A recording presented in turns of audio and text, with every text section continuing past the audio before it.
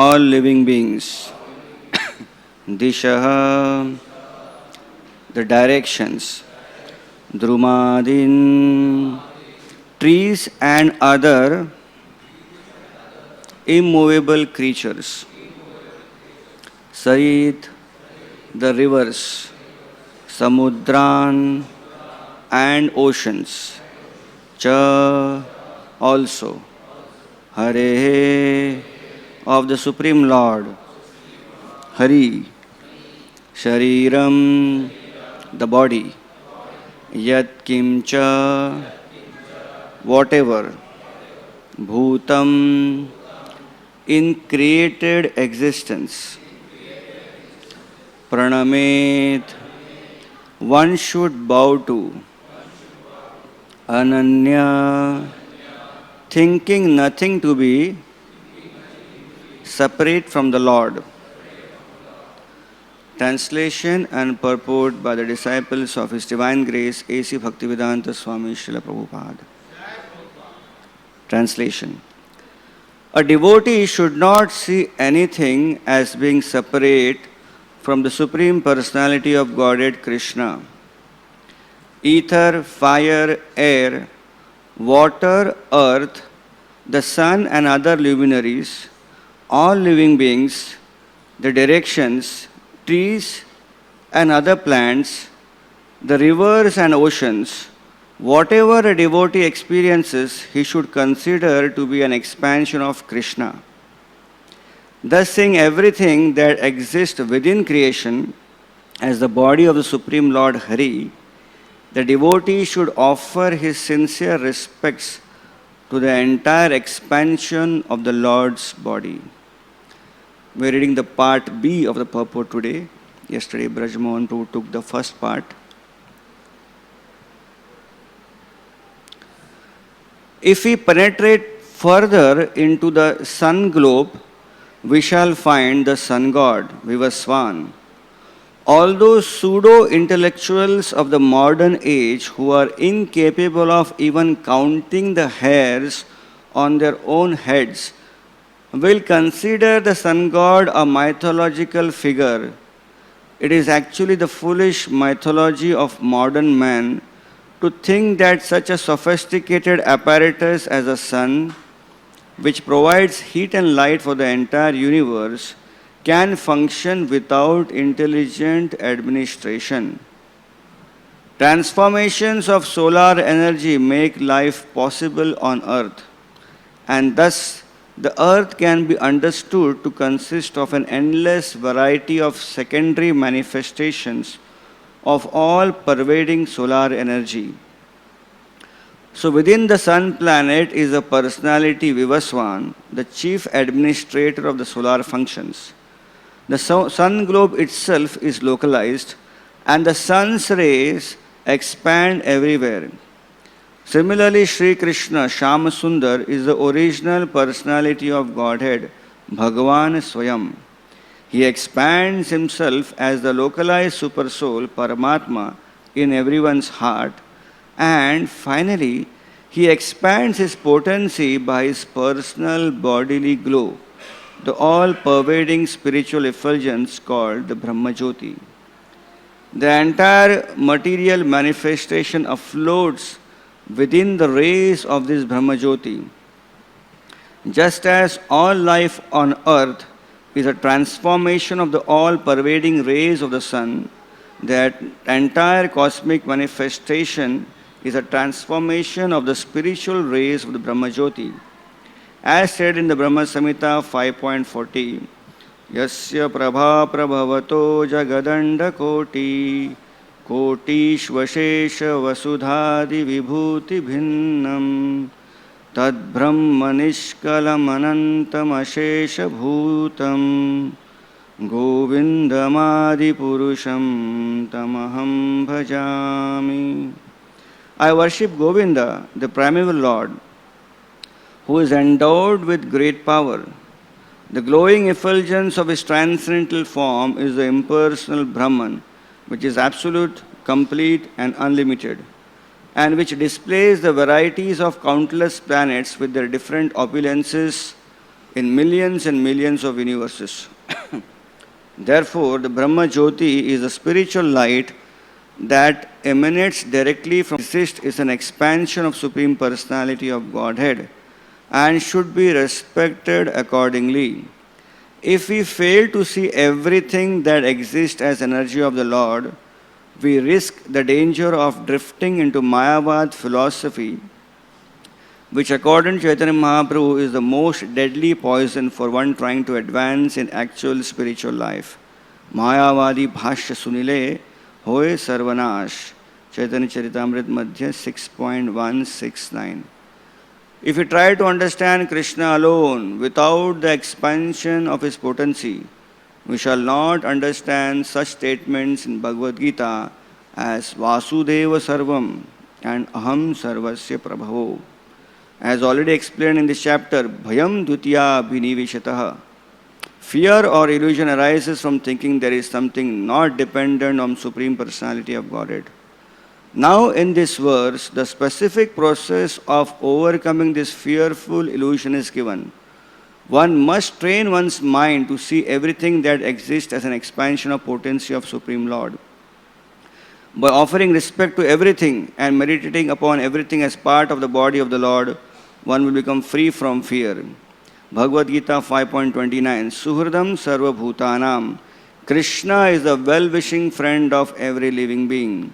As soon as one understands that everything that exists is under the powerful control of one's most beloved friend, one comes to the stage in which the whole universe becomes a blissful abode, Vishwam Purna Sukhayate, because he sees Krishna everywhere. Om Jnanatimirandhasya Jnananjana Shalakaya Chakshurun Militam Jena Tasmai Shri Guruve Namaha.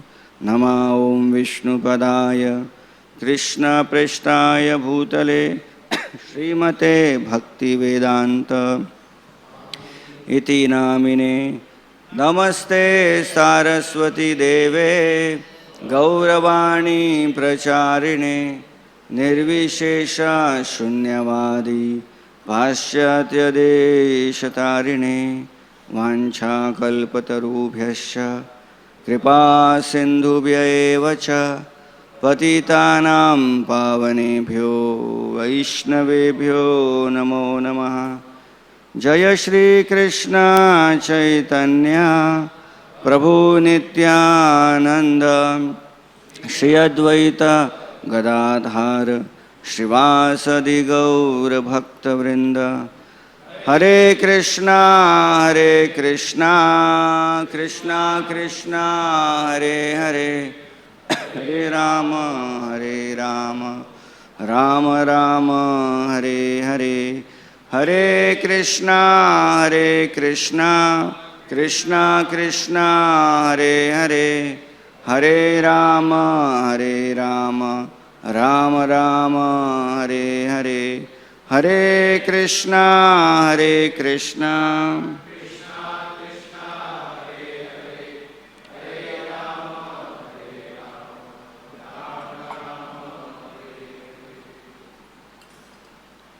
Hare Krishna. So we are reading from the Bhagavatam 11th canto, and the discussion is about the questions and answers between Maharaj Nimi and the 9 Yogendras. We can see here in this particular section, it is mentioned in a series of verses, there is a description about the qualities and symptoms of a devotee. In a series of verses, different kinds of devotees, different levels of devotees are mentioned. In the verse which we are today reading, it mentions about an Uttamadhikari, the devotee of the highest order. So we will take in our today's class the theme of this, who is a devotee, and we'll add something from the purport which disciples of Srila Prabhupada have added. So who is a devotee? It's a very relevant question. Because a devotee is something who is very, very rare. Devotee is not very easy to find. We are sitting in this beautiful temple of Radha Gopinath, and we have so many devotees around us. But the moment you move out of this gate, you will seldom find one devotee. You will have to look for a devotee. And finally, if you are traveling in train, in traveling bus, you find a devotee, you are so happy to see a devotee with a bead bag, a kanthi mala, a tilak. And then immediately ask, Prabhuji, if you do not know also, who are you? We start a conversation. Because to find a devotee in this material world is very rare. So therefore, we may have an assembly of devotees here, but we should also know it's not easy to find a devotee. And therefore, one should take the association of devotees very seriously. Because if we do not take this association seriously, we may not get this association in near future. What we have today is based on our either qualification or the mercy given to us. But if we don't use that, then tomorrow that facility may not be given to us. One time, one devotee who was temple president in one particular area, Srila Prabhupada was in the temple. He came and he had a list of complaints against so many devotees. So he came to Prabhupada and said, Prabhupada, this devotee is doing this devotee is doing that. And he was like speaking on so many things, this devotee, that devotee. Prabhupada stopped him and he said, who is a devotee in ISKCON? Prabhupada asked him, who is a devotee in ISKCON? So he was surprised because he never thought he would be questioned. He was expecting an answer. And Prabhupada said, there is no devotee in ISKCON. I am the only devotee in ISKCON. And then he was fully amazed, surprised. He didn't have any question. He left the place. So this devotee was thinking in his mind, what is the answer Srila Prabhupada gave me? Who is a devotee in ISKCON? And there is no devotee in ISKCON. I am the only devotee. And then he thought, actually to be a devotee is not easy. Prabhupada, he is really a devotee. And he is so kind, he is allowing all of us to become devotees. In fact, Prabhupada is more kind because he is even giving us title of devotees. You go for a job, first they will ask you qualification. Am I right? You have to mention in your resume, you also have to mention in the interview. And then you pass the interview and then you get a job. So first qualification and then the job. You can't go to an interview which asks for a mechanical engineer and say that I'm studying the second year of mechanical engineering, but kindly give me a job. While doing job, I will also qualify in 3 years or 2 years as engineer. Will anyone give you a job? No one. Why? Because first you qualify and then you get the title of an engineer. But in Krishna conscious society, Srila Prabhupada and acharyas like him are so kind. The day when someone enters into temple, he is called as a new bhakta. Bhakta. The bhakta is a title which we also give to Prahlad Maharaj, Dhruva Maharaj, Bhakta Prahlad, Bhakta Dhruva. So it is a very kindness upon acharyas that they give us a title. So when we take a title of a devotee, when everyone calls us, Prabhuji, you are a nice devotee. But someone asks us that, Prabhuji, you are a really nice devotee. Then we actually start pondering in our heart. And then most of us, we answer, actually I am not a devotee. I want to be devotee.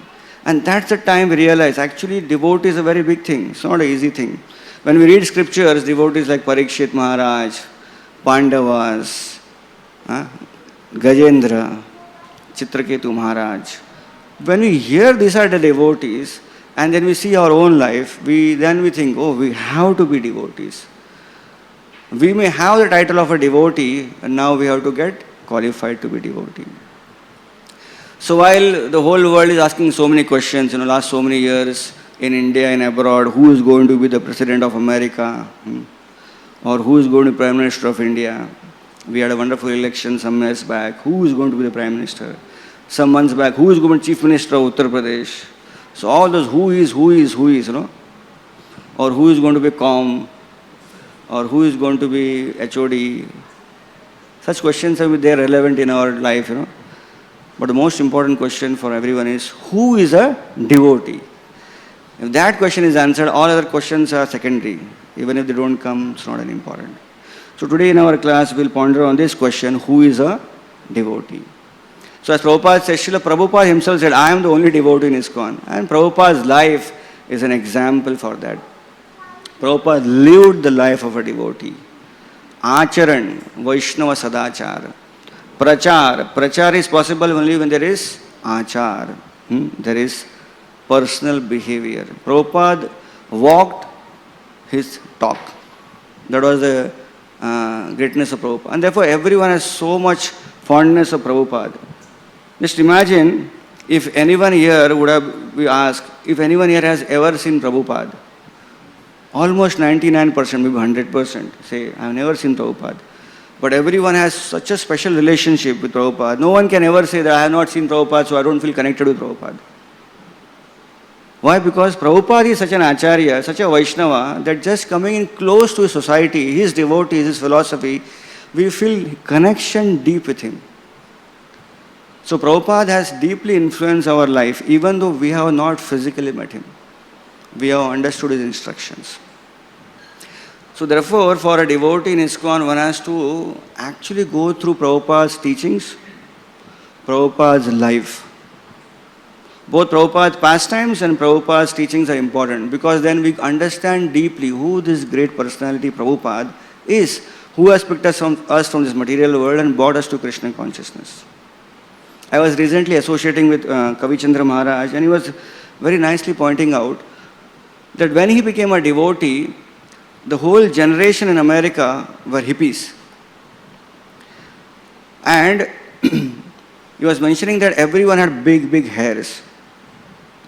And everyone had given up their house. They had nothing. But inside their heart, they were feeling very confident they are following the right path. They were in fact thinking they were actually followers of Jesus. Because they kept long hair like Jesus. And Jesus had nothing, so they also had nothing. But when they met Prabhupada, they understood that we cannot judge, we cannot actually be a follower just by externals. One has to imbibe the spirit of the personality whom you are following. So he was making a point, Maharaj was making a point, that similarly in ISKCON, we may take part in Prabhupada's Vyas Puja, Guru Puja, and say so many times Jai Prabhupada. But if we do not understand Srila Prabhupada through his pastimes and his teachings, we may actually imitate Prabhupada, his external dealings, and we may get confused. So that one has to go deeply into the aspect of Srila Prabhupada's lifestyle, his pastimes, and his teachings. And by the mercy of Lord Krishna, we have abundant books, Srila Prabhupada books, so many books are already there, and so many new books are coming. So many pastime books are already there, and so many new books are coming. So it is like we have enough for us to nourish ourselves with Prabhupada pastimes. So Prabhupada is that personality who can inspire us and show us who is a devotee. So I like to narrate a beautiful pastime which took place in Chaitanya Charitamrita. This is between Lord Chaitanya Mahaprabhu and his devotees. This comes in the Madhya Leela. This is chapter 15 of Chaitanya Charitamrita Madhya Leela. And the chapter begins with Chaitanya Mahaprabhu participating in the Rath Yatra.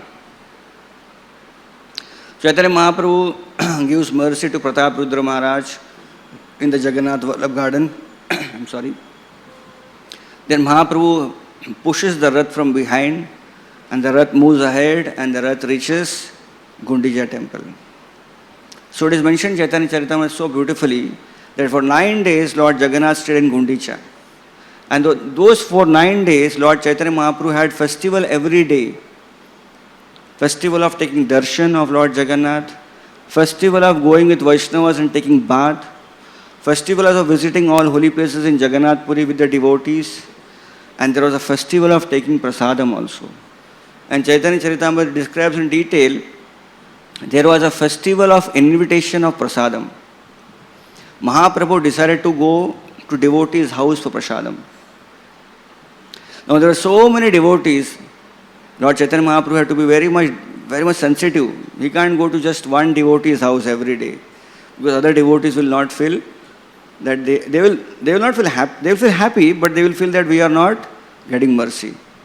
So Mahaprabhu decided to nicely divide. So for those 9 days, Chaitanya Mahaprabhu went to the house of Advaita Acharya, and then 8 other prime devotees. Chaitanya Charitamrita does not mention the names, but total 9 main devotees, Chaitanya Mahaprabhu went and took prasadam of lunch in their house. And then for remaining devotees who were there, for next 4 months of rainy season, Mahaprabhu went to each and every devotee's house for prasadam. And Chaitanya Charitamrita goes in detail telling that if there were some devotees who could not make it, so arrangement was made that if Chaitanya Mahaprabhu could not come to one individual's house, 3 devotees will come together and host Chaitanya Mahaprabhu for prasadam. In this way, everyone was covered. So it was during this pastime of taking lunch, Mahaprabhu reciprocated with each and every devotee. It was during this pastime that Chaitanya Mahaprabhu ordered Nityananda Prabhu, please don't come to Jagannath Puri next year. Stay in Bengal. Preach there. It was in this that Lord Chaitanya Mahaprabhu gave instructions to devotees in Shrikhanda. It is in this meeting of Prasadam time that Chaitanya Mahaprabhu asked Raghunandan Thakur, asked Mukunda Datta, who is father, who is son? Is Raghunandan your son or you are his father? It was in this conversation that Chaitanya Mahaprabhu explained the duties for Hare Sarkar, Raghunandan Thakur and Mukunda Datta. And in this discussion, during this pastimes of Prasadam, it is mentioned, the residents of Kulinagram also approached Chaitanya Mahaprabhu. Now what happened is, in the Rath Yatra, it is mentioned, the 9 days of Rath Yatra, the festival of Gundicha was over, Chaitanya and Lord Jagannath's Rath was returning back. And when there was a Pahandi Vijay bringing Lord Jagannath back to the Rath, Chaitanya Mahaprabhu noticed something. When they were bringing Jagannath, Baladev, Subhadra to the Rath, they were having Pahandi Vijay, the special feature of moving the Lord in a peculiar fashion and bringing him ahead. When we do Rath Yatra in ISKCON, we just bring the Lord Jagannath in our hand and place it on the Rath. But in Puri, you all know, they have a special style of moving ahead and moving backward and bringing Jagannath. So Chaitanya Mahaprabhu saw one important thing, that at intervals of Jagannath ji coming there, they would place some cotton pads so that Jagannath ji will have very easy movement towards the Rath. But the silken rope which was used to tie Jagannath and pull him, sometimes it would break. And because of that breaking, the entire weight of Jagannath would come on that cotton pad, and the cotton pad would break, tear open, and all the cottons would fly in air. So everyone would be like happy, Hari Bol and all that. But Chaitanya Mahaprabhu said, this is not good, this is disservice to Jagannath. So Mahaprabhu looked around and he saw devotees of Kulinagram, especially he saw Satyaraj Khan, and he also saw Ramananda Vasu. And he did not order them. Chaitanya Charitamrita Prabhupada makes translation that he kindly, very humbly offered them a service. He said, please, if possible, next year when you come, bring strong silken ropes of Jagannath so that when Lord Jagannath is being pulled, the silken rope does not break open and Jagannath is not inconvenienced. Then Mahaprabhu with his personal hand took that broken piece of the rope and gave it to the devotees of Kulinagram and said, your village is known for silken ropes, but you make the silken ropes like this quality, like this, but a better quality, but this size and shape. Very detailed service description. And then that was over. So now in this pastime of where devotees were Chaitanya Mahaprabhu was taking lunch, and the devotees of Kulinagram came to meet Chaitanya Mahaprabhu. And they were about to leave Puri and go back to Kulinagram. So Mahaprabhu saw them and Mahaprabhu reminded them again that you remember you are supposed to do this service. And then there was a detailed description about how the service has to be performed. At that time, it is mentioned Ramananda Vasu and Satyaraj Khan. They asked a beautiful question to Chaitanya Mahaprabhu.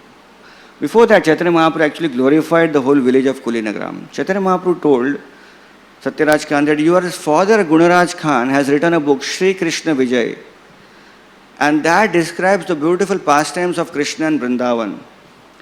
Chaitanya Mahaprabhu said, especially there is one line I like so much, and he mentioned that the line which mentions that Lord Krishna, Shamasundar, the son of Nanda Maharaj, is my life and soul.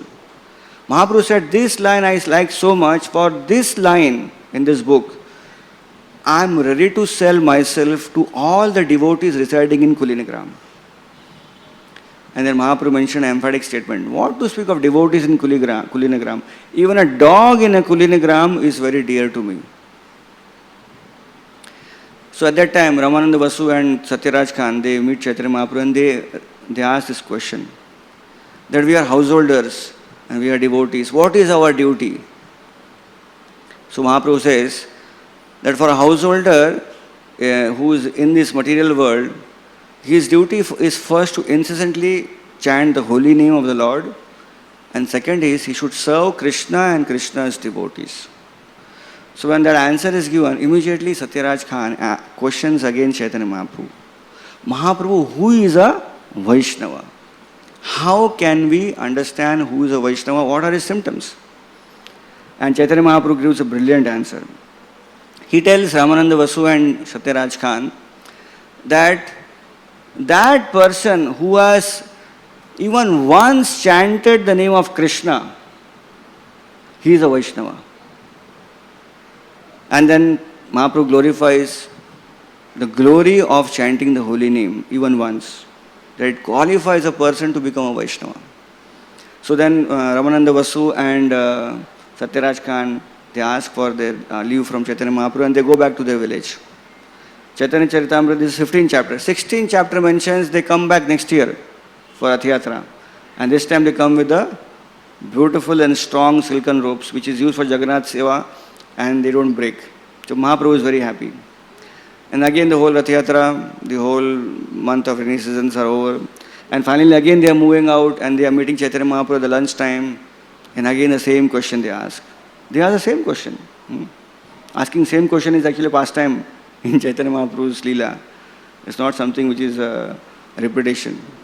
Sometimes in Bhagavatam also you'll find same question being asked. But it's good because every time you ask a question, sometimes you get different angle of that answer. So when this question is asked again, what is the duty of a householder? The same answer is given. But when the question is asked, who is a Vaishnava? Mahaprabhu gives a little different answer this time. And the answer the second time Mahaprabhu gives is, that person who is constantly chanting the holy names of Krishna throughout the day is a Vaishnava. So is it different from the original first answer he gave last year? Anyways, so now these devotees depart. The next year they come again and they ask the same question to make things short. And third time they ask, who is a Vaishnava? And Chaitanya Mahaprabhu replies, that person whose mere presence makes anyone remember Krishna, he is a Vaishnava. So then Srila Prabhupada quotes in the purport, quoting his spiritual master Bhakti Siddhanta Saraswati Thakur. Why there are three different answers? Actually there is no three different answers. It is the same, it is answer to one same question in three different styles. Because the subject matter of Vaishnava is very deep. It's not very small. So it is mentioned that the first is a Vaishnava. That means even once he has chanted. The second is Vaishnava Tara. That means who constantly chants. And third is Vaishnava Tama. Vaishnava Uttama, which means one whose presence makes people chant Hare Krishna. Take the holy name of Krishna. So there are three categories: Vaishnava, Vaishnava Tara, and Vaishnava Tama. And the explanation is given similar to Kanishta Adhikari, Madhyam Adhikari, and Uttam Adhikari. So there are different types of a Vaishnava. So when we live in a Vaishnava society, we should know there are different categories and degrees of Vaishnava. We are not Communist Party that everyone is same. There is subtle difference between everyone. Respect has to be given to everyone, but not that like sometimes it may happen, someone may leave Krishna consciousness saying that I didn't like the behavior of a devotee. That's okay. But why should you leave Krishna consciousness for that? You should also know there is a society of devotees where everyone is together staying, practicing Krishna consciousness. One of our brahmacharis were doing book distribution in local train. And he was mentioning that, ISKCON ke taraf se Bhagavad Gita, she was mentioning ISKCON is offering discount on Bhagavad Gita, please take. So one man just raised his hand and said, आप लोग इतना अच्छा बोल रहे ISKCON के बारे में, you are speaking so good about ISKCON. Tell me one bad thing about ISKCON. So it's a very challenging question. Tell me one bad thing about ISKCON. No, this devotee was fixed, because if he doesn't answer, then he will answer, and he knows so many things maybe already. So this devotee, somehow by Krishna gave him intelligence, and he said, the only one bad thing in ISKCON is ISKCON has kept its doors open. Anyone can come. Anyone can come and become devotee, and in due course of time what may happen to him, we do not know. But we do not make distinctions on the gate. on the door. Anyone can come in, can become Vaishnava, can become a devotee practice. After that, he may use the facility to advance or use the facility for his own sense gratification. That is second subject matter. But the first initial is everyone is open. So we are in society of Vaishnava where everyone is entitled to practice Krishna consciousness. So whether it is Tom, Dick, Harry or it is a big devotee, everyone chants Hare Krishna, that facility is given. Everyone is entitled to wear Vaishnava dress, Vaishnava markings and execute Krishna conscious activities. However, a devotee needs to also know that in society of devotees there is also a distinction. Not everyone is same. And therefore our acharyas have given elaborate description of different levels of devotees and different dealings with different levels of devotees. One has to know this subject matter very thoroughly. Then one can advance in Krishna consciousness very nicely. So, like for example, Bhaktivinoda Thakur, he mentions very beautifully in his Chaitanya Shikshamrit categories of Vaishnavas. He mentions there are two categories of Vaishnavas, broad categories. One is ordinary Vaishnavas and second is transcendentally situated Vaishnavas. And then he says, in ordinary Vaishnavas there are three. In transcendentally situated Vaishnavas there are three. In ordinary Vaishnavas, the first is that Vaishnava who believes in philosophy of Krishna consciousness but may not practice strictly those principles. Second, in ordinary Vaishnavas. Those Vaishnavas who may accept Vaishnava markings, he may respect Vaishnavas, but he may not practice strictly principles of Vaishnavas. That means he is wearing all the dress code, but he may not practice strictly.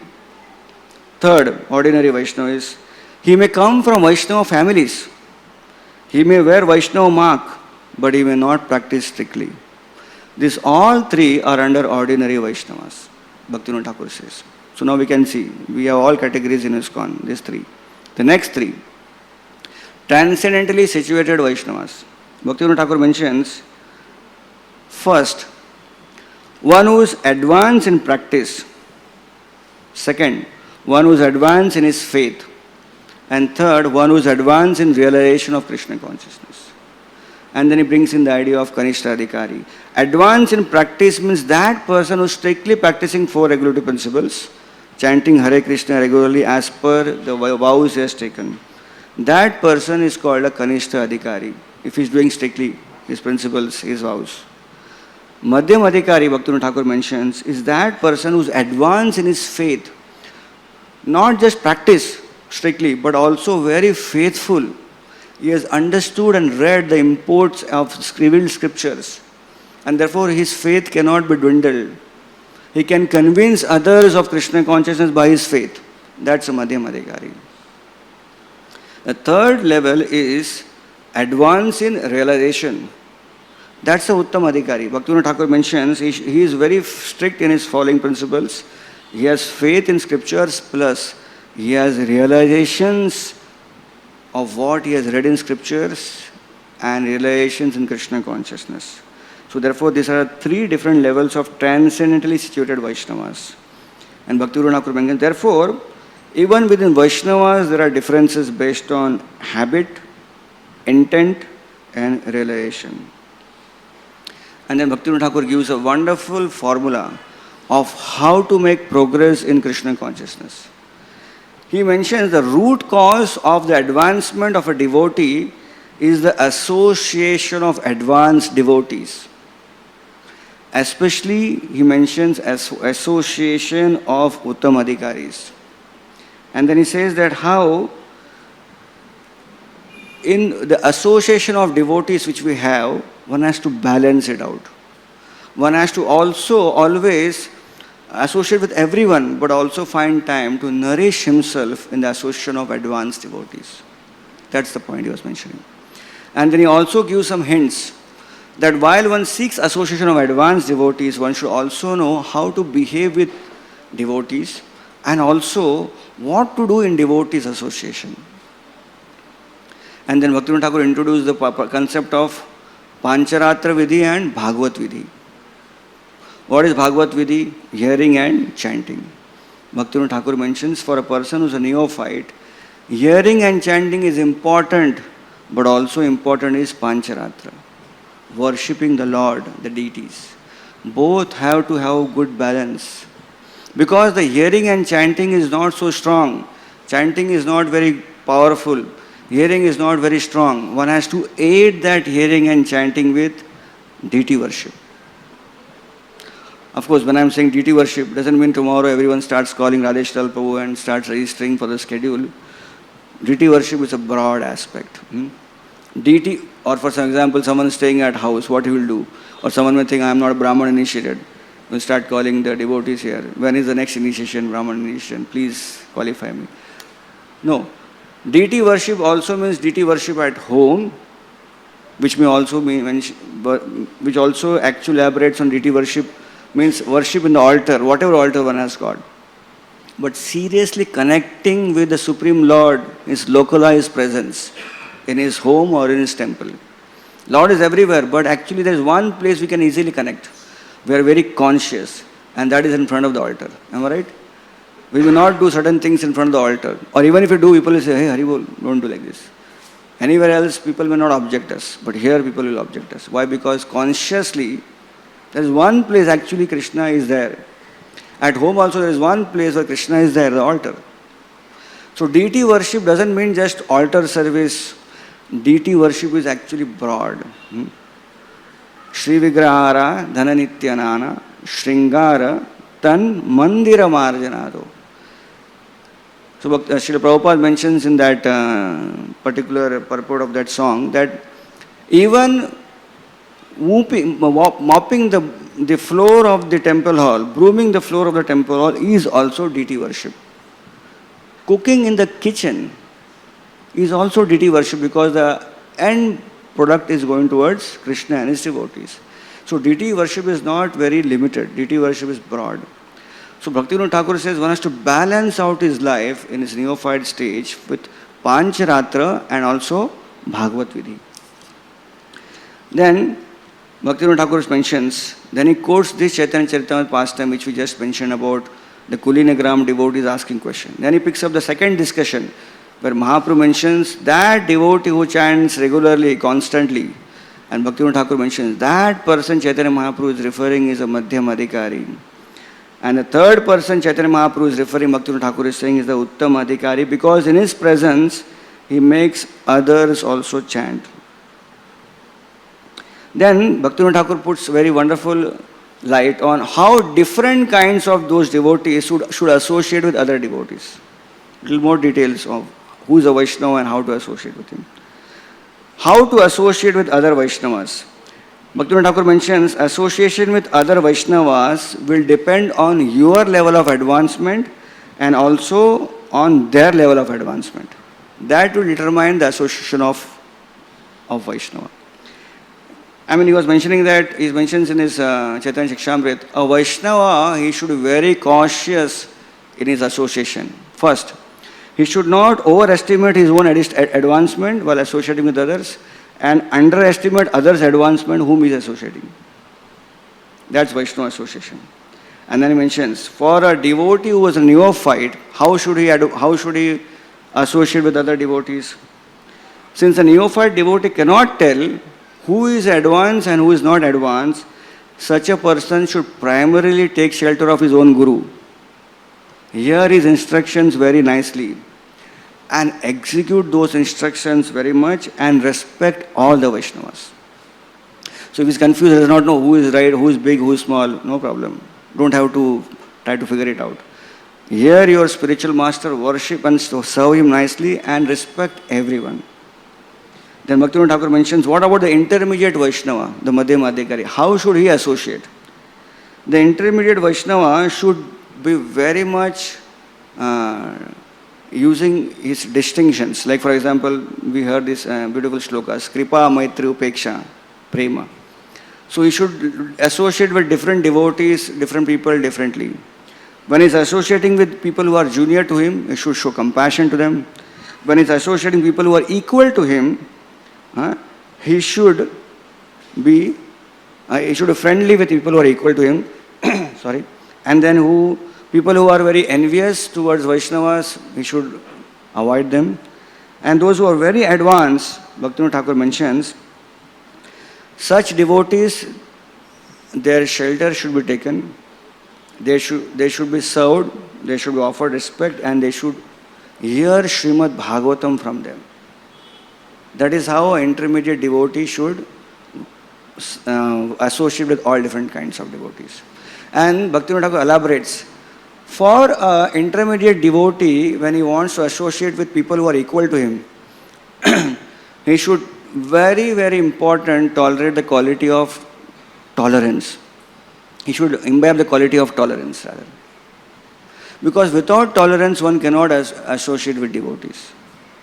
One has to know, in the association of devotees, especially equals, there is a lot of time and there is going to be friction, difference of opinion, arguments.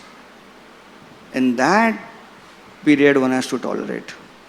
I remember very many years back, I was hearing a lecture, I don't remember who was giving lecture, but he was mentioning a very beautiful story which he himself witnessed to when Radhanath Maharaj spoke and was having an exchange with one devotee. So I guess Maharaj was somewhere in DT kitchen, I think, that day, and Maharaj was checking the DT kitchen devotees. And later Maharaj came and he was mentioning about the story in his Bhagavatam class about potato vada. And he was saying that when the potato enters into the kitchen, it is a raw potato from the market. That cannot be offered to Krishna. But then a potato has to undergo some process of transformation. And that potato undergoes process of transformation, becomes a potato vada, and then becomes qualified to be offered to the altar of the Lord. She was mentioning we are like the raw potato coming from market into Krishna consciousness. At this current stage of our life, we cannot be offer ourselves to Krishna because we have so many impurities. But if there is a process of purification which we go through, then this raw potato can become potato vada one day, and then when purity comes, then we can easily be offered the lotus feet of Krishna. Sri Guru will offer us. The process of purification or transformation which the potato came through potato vada, some of the process the potato may like, some process or maximum process the potato may not like. Maharaj went into detail. Like in potato, when the potato comes from market, you wash the potato under a tap. It's a good bath. He may like it. But the next thing is peeling out the potato, which he may not like. And the next thing is cooking in the pressure cooker, which he may not like. And the next thing is smashing the potato, which he may not like. Putting the chalk on the potato and coloring it, which he may not like. Making a ball back into the shape of a potato, which he may like. Putting in the batter of a chickpea flour, which he may like, cool. But out he comes into the frying pan, which he may not like. But finally when he comes out, he is ready to be offered to Krishna. So Maharaj is giving an example that how association of devotees is like that assembly line. In that assembly line, we may like sometimes that association, we may not like sometimes that association, but we have to go through that because that is a process of making a raw potato, a raw new devotee into a qualified potato vada, a qualified devotee.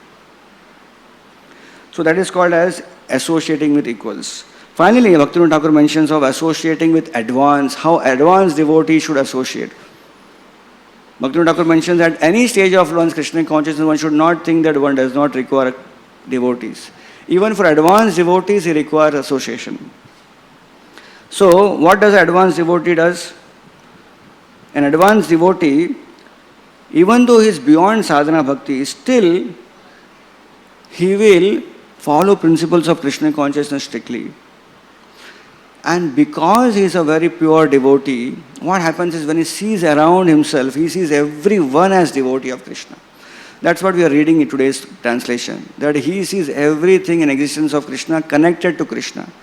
So this devotee, advanced devotee, cannot distinguish who is a non-devotee and devotee, because for him everyone is a devotee, because he sees everyone has super soul in his heart, everyone is connected to Krishna. Who is a Vaishnava? Vaishnava is one who is Vaishnava, Vishnu Sambandha, connected with Vishnu. So pure devotee thinks, how can he not be a Vaishnava? Because he has super soul in his heart. He is part and parcel of Krishna. Everyone is a Vaishnava. And therefore, such a devotee, advanced devotee, respects everyone.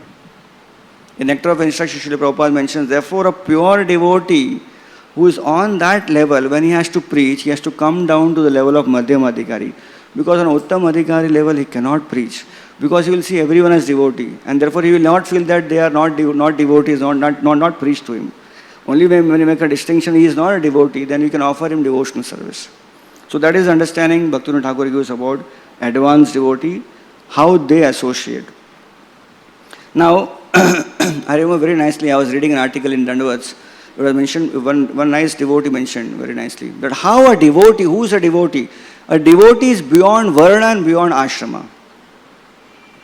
A devotee, he mentioned very beautifully, is more intelligent than a Brahmana, more brave than a Kshatriya, more smarter than a Vaishya, and more humbler than a Shudra. How is more intelligent than a Brahmana? Because a Brahmana is he tolerates, Kshatriya is known for tolerance, he tolerates the insults to himself by others. That's how he is more brave than Kshatriya. He valiantly fights with whom? He valiantly fights with Maya, Devi, determined to only serve Krishna and not serve her at every stage of his life. That's how he is very valiant. And he is very firm. Kshatriya is very firm. He is very principled. He is very firm that he will not do anything that will displease Krishna, no matter whatever price he has to pay. Like a Kshatriya, he will never do anything. He may give up his life also for that. Therefore, a Vaishnava is more brave than a Kshatriya. A Vaishnava is more smarter than a Vaishya. How? Because like a Vaishya, he is always thinking of profit and loss. So he's thinking that what is the ultimate profit? Krishna consciousness. So when he sees a person who is not in Krishna consciousness, he wants to give him Krishna consciousness, make him profit, give him the profit. And what is the loss? Missing Krishna. So he will never miss Krishna in his life. He will always engage himself in positive activities of Krishna consciousness. So he will engage others in profit-making industry, and he never will go himself in loss by losing Krishna. Therefore he is smarter than a Vaishya. And finally, a Vaishnava is more humbler than a Shudra. A Vaishnava is Trinadapi Sunichena, more humbler than a blade of grass. And because he is more humbler than a blade of grass, Kirtaniya Sadahari, he is constantly glorifying the Lord. And such a Vaishnava, his humility is that he gives credits to everyone. And even apparently the credit which he should get, he gives it to others. That's a Vaishnava. And therefore he is more humbler than a Shudra. I was reading some nice articles which were from Srimad Ramanujacharya's tradition of Shiva Vaishnavas. Recently we had celebrated 1000th appearance of Srimad Ramanujacharya. Now Srimad Ramanujacharya and his Sampradaya, that is the place where our Sampradaya has got the principles of Vaishnava Seva. Chaitanya Mahaprabhu took that principle from that place. And they have a very lot of on reverence and big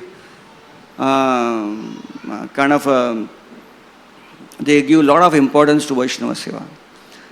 So who is a Vaishnava? As per Sri Sampradaya, as I was mentioning, that person who has connection with Vishnu is a Vaishnava. But the next question is, then who is the person who does not have a connection with Vishnu? Because we see Vishnu is everywhere. The word Vishnu, as per them, is wish. Wish means to enter, to envelop, to support from within and without. So that definition qualifies that Lord Vishnu is everywhere and he has connection with everyone.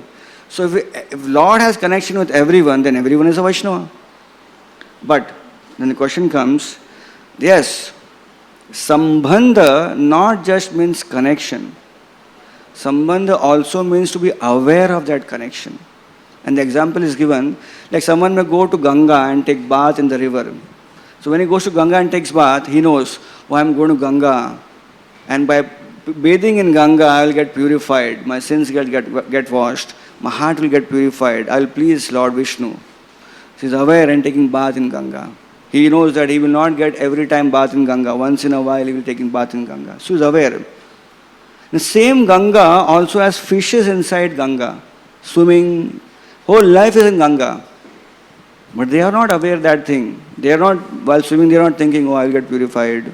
And next life I will be better. That awareness is not there.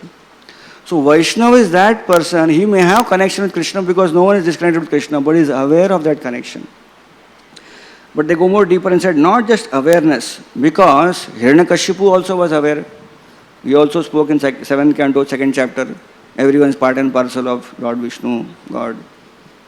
Or, like for example, atheist or faithless, they may come and hear some classes here, or they may read some books of Prabhupada, and they may also know that God is Supreme Person, we are part and parcel. But their awareness is there, but the faith in awareness is not there. That strong awareness is not there. The strong faith is not there.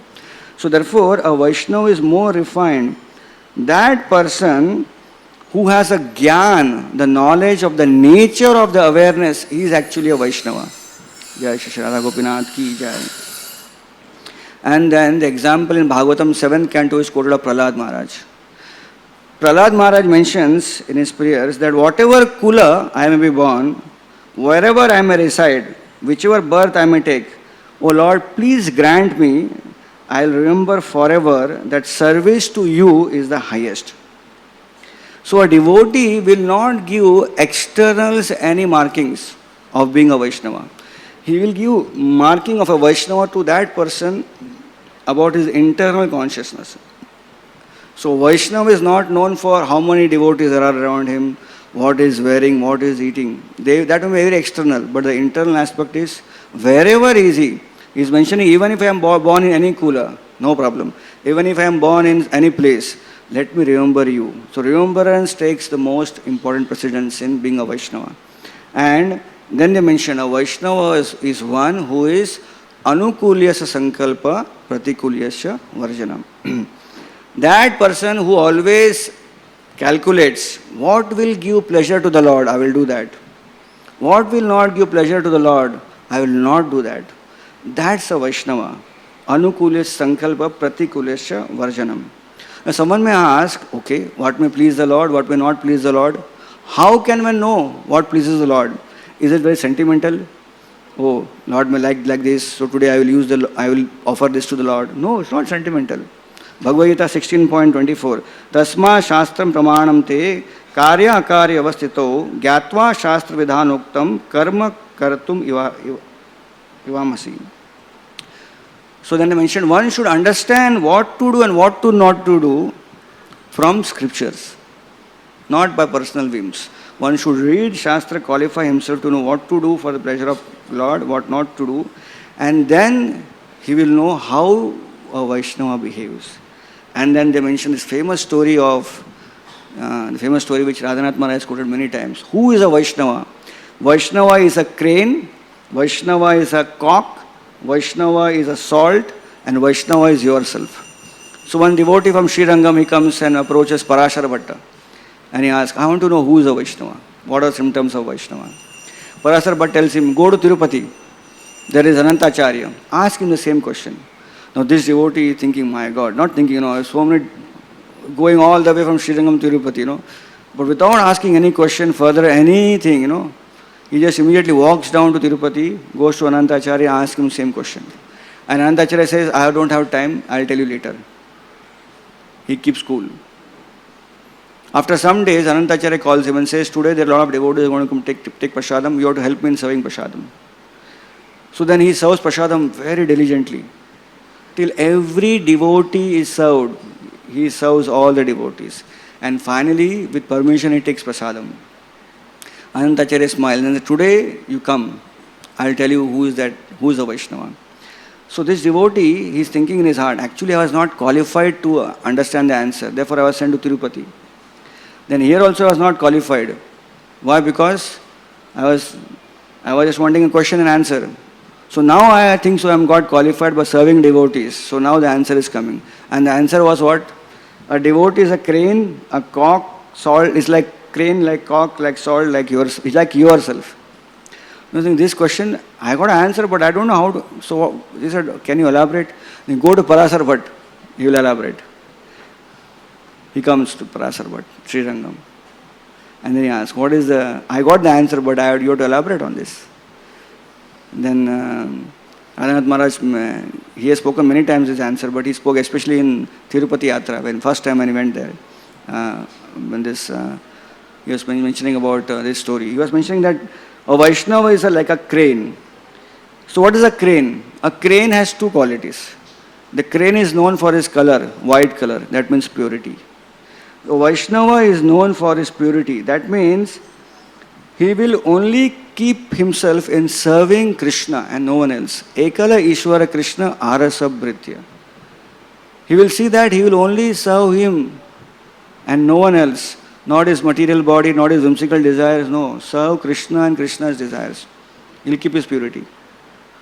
And a crane is known for standing on one leg in the water and looking for fish. And then when fish comes, he picks up the fish. But actually, Vaishnava Acharyas go detail and say, actually, he does not pick fish. There are so many fishes which keep going here and there. But he is waiting for the fish he wants. And when the fish comes, he picks it up. So Maharaj was mentioning that similarly, when we are in the society, when we are living with people around us, there may be so many discussions happening. But we should actually not pick up those discussions. We will wait for those discussions where Krishna consciousness is very prime. And when that discussion is there, we will just tune in like a crane. So many discussions happening, okay, that's okay. Generic discussions happening. We will not get tuned in. But Krishna consciousness will get tuned in and pick up that discussion. And we will be absorbed in that discussion. So that's Vaishnava is like a crane.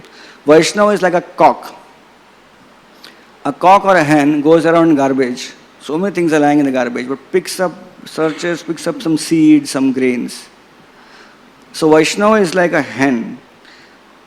He goes around, so many scriptures are there, but he'll pick up the essence. Sometimes you find apparent faults and contradictions in scriptures, but he will not give any light or any importance to that, because his more importance is the essence of the scriptures, what he is getting from that. The essence is Krishna consciousness. Similarly, a Vaishnava is a cock, very, very choosy when he also associates with other Vaishnavas. When he moves around in the Vaishnava society, he will overlook all the faults, all the garbage, and will look for only good qualities in other devotees. That's how Vaishnava is a cock or a hen. A Vaishnava is like a salt. Salt gives taste to the food, while itself it gets dissolved, or it's hidden, as we can say. So similarly, like Maharaj was mentioning this nice point, that when you take prasad every day, you glorify the sabji, you glorify the dal. You never say, this salt is so tasty. But it is the salt which has given taste to that food. The salt is not there immediately. Where is the salt, But salt is there. No one ever glorifies the presence of salt. That's how a Vaishnava should be. A Vaishnava should be very much geared to glorify others and accept no glory to him. In fact, he tries to bring out others' glories. And he is more geared to give every credit he has supposed to receive to other Vaishnavas. In this way, he is always hidden, but he is always pushing others ahead. That's called a Vaishnava, is like a salt. And then finally, Vaishnava is like yourself. And then he mentioned to this devotee that you went through so much of ordeal to get this one simple answer. I told you to go to Tirupati. Then after that, you have to wait. Then after that, you have to serve, and then after that, you are told to come back. All that time, you never demanded, you never spoke even one word against or even asked a question which is little contradictory to a behavior of Vaishnava. You just accepted what the other devotees are helping you through in your life. And that was how a devotee is. He accepts genuinely from heart, everything is coming from Krishna's side to me. And in due course of time, things will be revealed. So that's called a Vaishnava. how a devotee is there. I think we'll end here because time is up, beyond up actually. So I'll end here. Thank you so much. We don't have time for questions or comments also. Hare Krishna. Granthra Srimad Bhagavatam ki jai. Srila Prabhupada.